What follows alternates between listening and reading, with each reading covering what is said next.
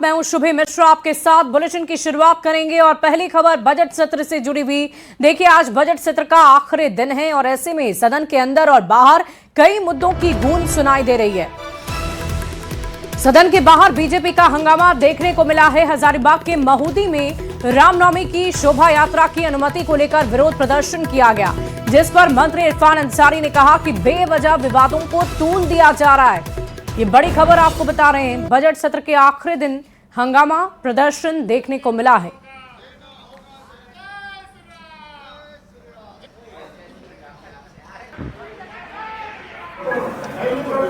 वहां पर सरकार को सुनिश्चित करना चाहिए किसी का भी शोभा यात्रा परमिशन भी देना चाहिए और सुरक्षा का भी पुख्ता इंतजाम करना चाहिए। और जो भी लोग अगर सार्वजनिक रास्ता में अवरोध कर रहे हैं उनके ऊपर सरकार को कार्रवाई करनी चाहिए। ऐसा नहीं चल सकता है कि भाई सार्वजनिक पथ है और सार्वजनिक पथों पर ही अगर लोगों की आना जाना, लोगों के उत्सव मनाना अगर प्रतिबंधित होगा तो कोई भी उत्सव घर में तो बंद होकर के नहीं मनाया जाता। राम भक्तों का जो रास्ता महुदी का जो दिया जाता था पूर्व से कई वर्षों से बंद है, उसको सरकार को चालू करना चाहिए। और राम भक्तों जो हम लोग का सबसे बड़ा हम लोग राम भक्त के लिए एक त्योहार रामनवमी मनाया जाता, उस जुलूस को सरकार रोकने का काम किया है। इसलिए महुदी जुलूस को रास्ता खोला जाए। जिस तरह से प्रशासन का रवैया रहा वो काफी ही दुर्भाग्यपूर्ण रहा। जिस तरह से उन्होंने किया काफी संयम के साथ हम लोगों ने मंगला जुलूस को निकाला है और सरकार जिस तरह कर रही है, ईद का भी त्योहार है, हम लोग देखते हुए चुप बैठना पड़ रहा है। अगर हम लोग उग्र होंगे तो ईद का त्योहार भी नहीं मन पाएगा। ऐसा सरकार को सोचना चाहिए, समझना चाहिए कि भाजपा के नेता है, वो नेता प्रतिपक्ष हैं, आप मुझे ले चलिए वहाँ, हम लोग स्वाद नहीं बिगड़ने देंगे। डीजे बजाइए, डीजे भी बजेगा, क्यों नहीं बजेगा। मैंने कहा कि डीजे के साइड इफेक्ट मैंने बताया और मैं डीजे बजाइए आप, और मैं सभी सिविल सर्जन को मैंने पत्र लिखा है कि एकदम डीजे का कोई साइड इफेक्ट हो तो वहाँ लोगों की जान बचाए। और देखिए, सदन में आज कई मुद्दों की गूंज सुनाई दे रही है। विधायक जयराम महतो ने ऊर्जा विभाग में स्वीकृत पदों का मुद्दा उठाया और बिजली बैन में लगातार गड़बड़ी आ रही और इसी को लेकर चर्चा की गई। ऑनलाइन शिकायत के लिए व्यवस्था हो, जिसका जवाब मंत्री योगेंद्र प्रसाद ने दिया है। में गड़बड़ी को लेकर अभी कल ही आया था तो लगभग 3 लाख का उसका बिल आ गया था। तो हमने विभाग को फोन किया और सीधा कहा कि भाई ऐसा करेंगे तो लोग तो आत्महत्या कर लेंगे। अब समय के साथ बिल लेने का काम करें। अब 2 साल बाद दिए हैं, उसको बिल 2 लाख थमा दिया, किसी को 2.5 लाख रुपया थमा दिया। ये सभी माननीय सदस्य के सामने ये समस्या आती होंगी, भले वो बोलना ना चाहे या नहीं चाहे, ये समस्या सबके सामने आती है। तो मैं चाहता हूं कि उचित सिस्टम डेवलपमेंट किया जाए। कम से कम वहां वो लिखित शिकायत नहीं, एक पोर्टल पर शिकायत हो और आपको वो पता चले कि भाई कितनी शिकायतें आई हैं। जैसे कोई एक हेल्पलाइन नंबर हुआ तो उसी प्रकार मैं चाहता हूं पोर्टल डेवलपमेंट किया जाए और इस पर उपभोक्ता शिकायत न करने उससे पहले आप सरकार इस पर एक्शन ले, सरकार के पास एक टीम हो जो इस पर एक्शन ले और इन समस्या, इन विसंगतियों को दूर करने का प्रयास करे। तो महोदय देखिए, उसमें 2 प्रक्रिया। अब स्मार्ट मीटर लगा रहे हैं महोदय, सरकार हमारी स्मार्ट मीटर लगा रही है। अब पुराना मीटर जो है महोदय वो अपडेटेड हो गया महोदय, तो उसका बिल जब स्मार्ट मीटर लगाने लोग जाता है तो जो बिल बकाया होता है तो स्वाभाविक है कि इसमें कैरी फॉरवर्ड हो जाता है महोदय। जब कैरी फॉरवर्ड होता है तो लगातार मान लीजिए 3 साल 4 साल 5 साल से नहीं दिया है बिजली बिल, तो उसको सूद समेत उसको क्लब करके महोदय उसको बिजली बिल निकाल दिया जा रहा है। सवाल इस पर है कि महोदय की जानकारी का होना, कंज्यूमर को जानकारी कैसे हो रहा है महोदय। उसका बिल चूंकि जब हम लोग विद्युत कनेक्शन देते हैं तो उसके मोबाइल से कनेक्ट रहता है नंबर, तो बराबर महीना में उसको मोबाइल से मैसेज मिलते रहता है महोदय। और तत्परता थोड़ा अपनी ओर से भी होना चाहिए कि भाई हम कनेक्शन लिए हैं तो निश्चित तौर पर विभाग से अगर हमारा मोबाइल में नहीं आ रहा है तो विभाग से संबंध करके हम बिजली बिल को देखें और उसके भुगतान करें महोदय। और देखिए, विधायक जयराम महतो ने किसानों की परेशानी का मुद्दा भी उठाया, जिसका जवाब मंत्री शिल्पी नेहा तिर्के ने दिया। कृषि मंत्री ने कहा कि हर विधानसभा क्षेत्र में कोल्ड स्टोरेज का निर्माण होगा और क्या कुछ कहा है आपको सुनवाते हैं। कि चूंकि जिला बहुत बड़ा होता है और भौगोलिक रूप से हमारा क्षेत्र काफी बड़ा है, तो मैं एक पूरक करना चाहूंगा कि जिला के आधार पर क्या भविष्य में प्रखंड स्तरीय 500 मीट्रिक टन से 1000 मीट्रिक टन तक के कोल्ड स्टोरेज निर्माण का कोई विचार है सरकार के पास? माननीय मंत्री जी। अध्यक्ष महोदय, आपके माध्यम से माननीय सदस्य को ये अवगत कराना चाहूंगी कि इस वित्तीय वर्ष 26-27 को हम लोगों ने इसके लिए एक बजटीय प्रावधान भी लिया है कि हर एक विधानसभा में माननीय सदस्यों के अनुशंसा से एक कोल्ड स्टोरेज का निर्माण कराया जाएगा। अध्यक्ष महोदय, और देखिए आपको अगली खबर बता दें, झारखंड में राज्य विश्वविद्यालय विधायक 2026 पर सियासत जारी है। सरयू राय ने कहा है कि राज्यपाल के अधिकार को कम कर दिया गया है। निश्चित तौर पर शैक्षणिक संस्थान को लेकर सरकार बहुत ज्यादा गंभीर नहीं नजर आती है। बांट दिया गया। कम क्या, बांटने का कोई अर्थ नहीं है। सीधे ही ये कह देते हैं कि मुख्यमंत्री करेंगे, राज्यपाल इससे बाहर रहते, राज्यपाल और मुख्यमंत्री मिलकर क्या करेंगे इसमें? बांट दिया गया। कम क्या, बांटने का कोई अर्थ नहीं है। सीधे ही ये कह देते हैं कि मुख्यमंत्री करेंगे, राज्यपाल इससे बाहर रहते, राज्यपाल और मुख्यमंत्री मिलकर क्या करेंगे इसमें?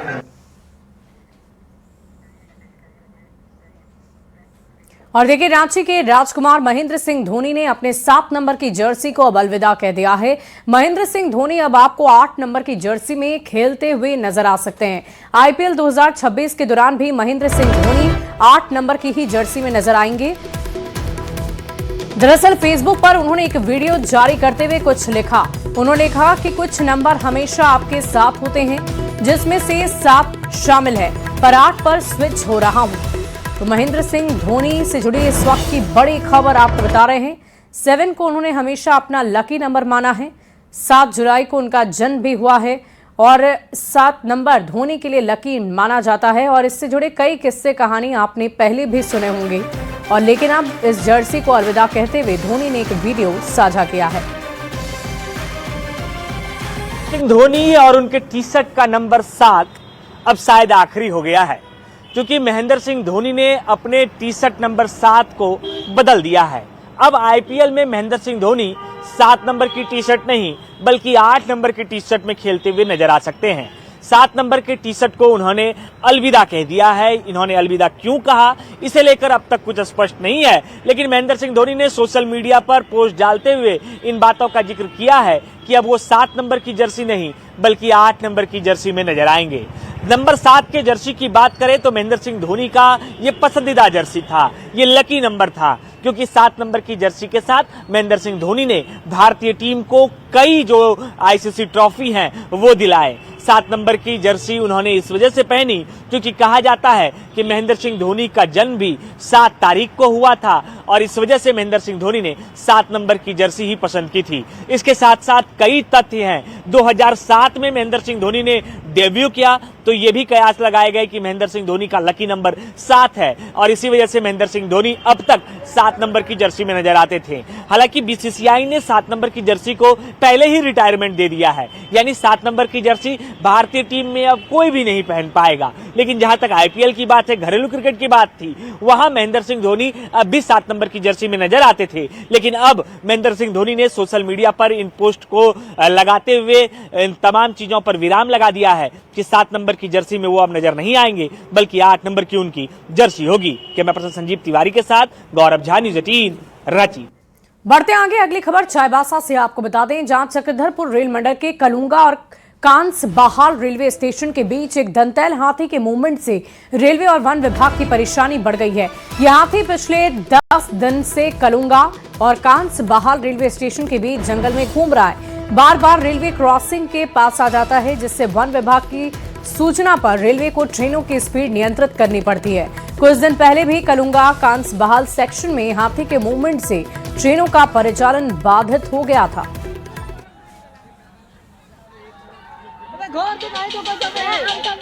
बढ़ते आगे अगली खबर जामताड़ा से है, जहां एलपीजी सिलेंडर को लेकर अफरा तफरी का माहौल नजर आ रहा है। बुद्धूडी स्थित गैस गोदाम में लोगों की भारी भीड़ देखने को मिल रही है। पुलिस बल की निगरानी में गैस का वितरण किया जा रहा है। बड़ी खबर आपको बता दें इस वक्त की जामताड़ा से, जहां एलपीजी सिलेंडर को लेकर अफरा तफरी का माहौल अभी भी नजर आ रहा है।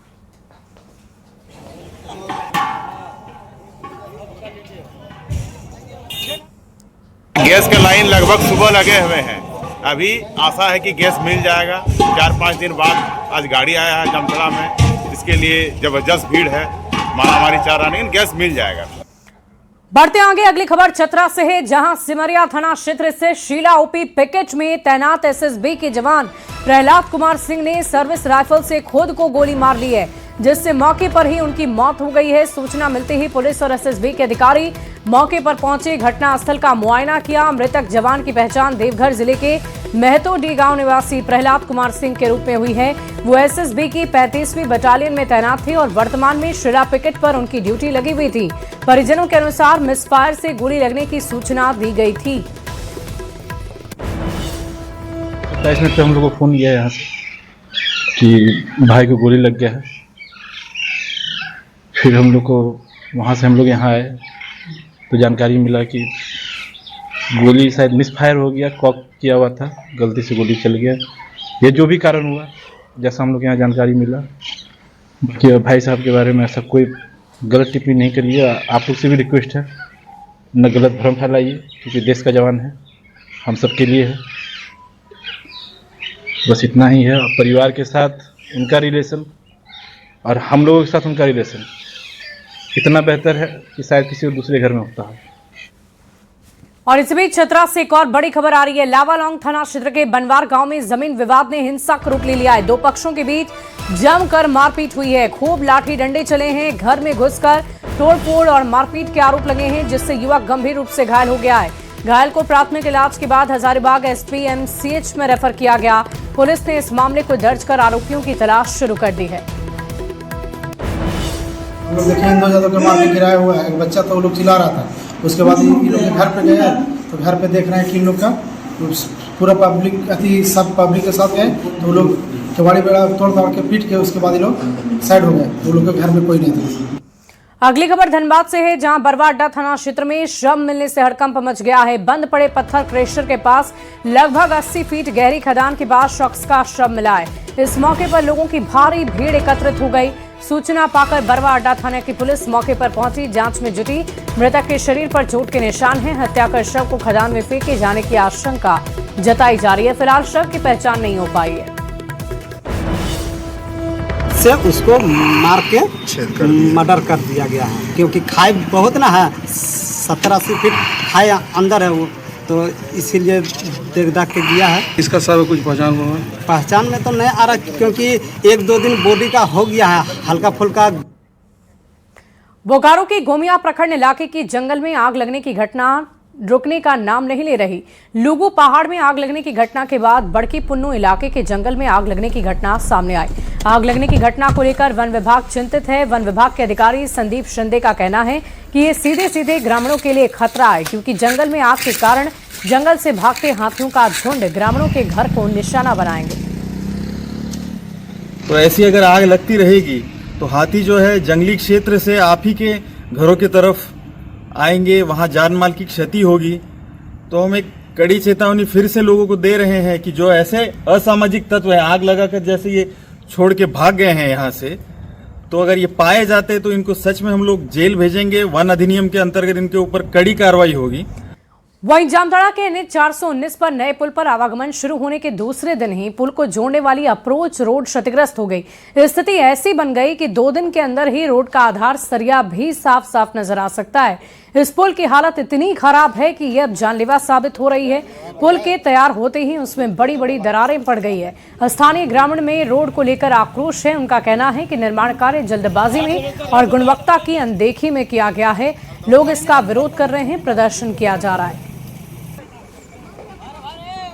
काम हुआ है, पुल 2 नंबर का काम हुआ है, 2 दिन हुआ, चालू किया हुआ है, 10 गया। ऐसा लगता है कि ये एकदम बिल्कुल घटिया सीमेंट से इनको बनाया गया है और ठेकेदार यहाँ से बना के लापता है। हम सरकार से मांग करते हैं, प्रशासन से मांग करते हैं, इसका जल्द जांच हो, नहीं तो खूब जोर विरोध करेंगे। पूरा रोड जाम, चक्का जाम कर देंगे। और सिमडेगा के मुफस्सिल थाना क्षेत्र के तुमडेगी रोड में सड़क दुर्घटना में एक व्यक्ति की मौत हो गई है। बताया जा रहा है कि सेवई निवासी मनोज बाइक में तुमडेगी की तरफ जा रहा था और इसी दौरान गाड़ी ने उसे टक्कर मारी और मौके से फरार हो गया। आपको बता दें कि इस मौके पर बाइक सवार की मौत हो गई है। इस घटना की सूचना मिलते ही पुलिस ने शव को अपने कब्जे में लिया और कार्रवाई शुरू कर दी है।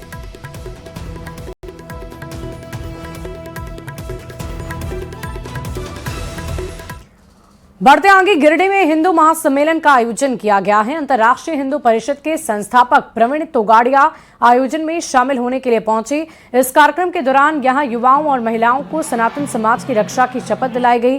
त्रिशूल दीक्षा और 3 योजनाओं की घोषणा भी की गई।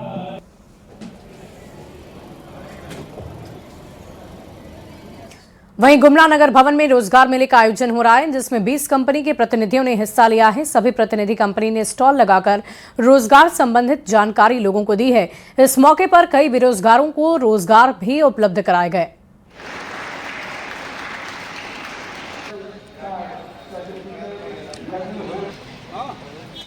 और इधर पतरातू विद्युत उत्पादन निगम लिमिटेड ने एडवांस लाइफ सपोर्ट सिस्टम से लैस एम्बुलेंस बनाकर रामगढ़ जिला स्वास्थ्य विभाग को सौंपा।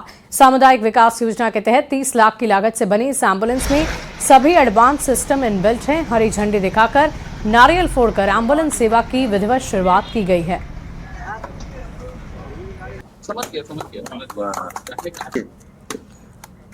वहीं चास थाना क्षेत्र के राणा प्रताप नगर में 2 परिवार के बीच जमीन विवाद को लेकर झड़प हो गई और इसी बीच एक पक्ष ने अवैध हथियार दिखाकर डराने धमकाने की कोशिश की। पुलिस को इस मामले की सूचना दी गई, जिसके बाद दोनों पक्षों के लोगों को पुलिस ने हिरासत में लिया। पुलिस फिलहाल मामले की पड़ताल में जुटी है। और अब बात करेंगे शिक्षा व्यवस्था की, जो कि बिल्कुल बदहाल नजर आती है। राज्य सरकार के बेहतर शिक्षा व्यवस्था के सभी दावे फेल होते नजर आते हैं। जामताड़ा के स्कूलों में कहीं एक तो कहीं पर 3 शिक्षक के भरोसे पूरा स्कूल चल रहा है। कहीं स्कूलों में तो बाउंड्री वॉल तक नहीं, जिसके चलते स्कूल चारागाह बन गया है। कैसे, इस रिपोर्ट के जरिए आपको दिखाते हैं। स्कूल बदहाल, बच्चे परेशान, भगवान भरोसे बच्चों का भविष्य। स्कूल बना पशुओं का चारगाह। झारखंड में शिक्षा व्यवस्था के बेहतर होने के राज्य सरकार के सारे दावे फेल नजर आ रहे हैं। ये तस्वीरें झारखंड के जामताड़ा की हैं, जहां के स्कूल में पढ़ने वाले बच्चों का भविष्य पूरी तरह से खतरे में जाता हुआ नजर आ रहा है। पहली तस्वीर है घोलजोड़ प्राथमिक विद्यालय की, जहां हालात इतने बदतर हैं कि 76 छात्र छात्राओं को पढ़ाने के लिए सिर्फ एक शिक्षिका है। यहां तक कि स्कूल में प्रिंसिपल का पद भी खाली है। कितना बच्चा है? 76। और टीचर कितना है? 1। आप ही खाली है? जी। तो प्रधानाध्यापक का प्रभार किसके पास है? प्रधानाध्यापक का प्रभार अभी नहीं है, सरकारी शिक्षा नहीं है, इसीलिए प्रभार नहीं दिए। ऐसा ही कुछ हाल जिले के पाकुड़िया मध्य विद्यालय का भी है, जहां एक और स्कूल में 228 विद्यार्थी का भविष्य सिर्फ 3 पारा शिक्षकों के हाथों में है, तो वहीं दूसरी ओर स्कूल बदहाली का मंजर ऐसा है कि अभी तक स्कूल में बाउंड्री भी नहीं लगी। जरा इन तस्वीरों को देखिए, कैसे खुले में जानवर घूम रहे हैं और स्कूल परिसर में गंदगी का अंबार लगा है। स्कूल पशुओं का चारागाह बन गया है। हालात इतने खराब हैं कि क्लास चलने के दौरान भी जानवर आसपास घूमते रहते हैं, जिसके चलते बच्चों और उनके अभिभावकों में डर बना हुआ है। इस स्कूल में क्या समस्या है? बाउंड्री नहीं है। अच्छा, तो उससे क्या दिक्कत होता है? सब बकरी गाय घुस जाता है। तो बकरी गाय घुसता है तो फिर क्या हो जाता है? टीचर भगाता है। बाउंड्री नहीं है तो गाय बकरियां भी घुस जाता है। तो आप लोग का खाना भी खा लेता है? हाँ, खा लेते हैं। और फिर क्लास चलता है तब भी क्या आ जाता है? क्लास में भी घुस जाता है। पाकुड़िया मध्य विद्यालय के प्रिंसिपल ने कई बार विभाग को स्कूल के हालात बताने और शिक्षकों की मांग करने की बात कही। वहीं जिला शिक्षा अधीक्षक ने भी जल्द जांच करने और मांग पूरी करने का भरोसा दिया। परेशानी एक तो टीचर का परेशानी है, टीचर नहीं है। दूसरा नंबर बाउंड्री का परेशानी है। बाउंड्री के चलते हम लोग का बच्चों को पढ़ाई का बाधित होता है। और क्या बोले, जो खाना खाते हैं कभी कोई बकरी आ कर बच्चों को खाना खा लेते हैं। ऐसे बहुत सारे स्कूल हैं जामताड़ा जिला अंतर्गत जहां पे बाउंड्री नहीं है। तो जब हमारे उपायुक्त महोदय सर का यहाँ पे पदस्थापन हुआ था तो सर्वप्रथम मैंने यही समस्या को रखा था। तो उपायुक्त महोदय के द्वारा कहा गया कि एक एसपीडी सर को चिट्ठी लिखा जाए उपायुक्त महोदय के स्तर से। तो हम उपायुक्त सर के स्तर से चिट्ठी गया हुआ है। अब सवाल ये उठता है कि आखिर कब तक बच्चों का भविष्य इसी तरह खतरे में रहेगा, कब तक बच्चे डर के साए में पढ़ने को मजबूर होंगे। जामताड़ा से संवाददाता सुमन भट्टाचार्य की रिपोर्ट।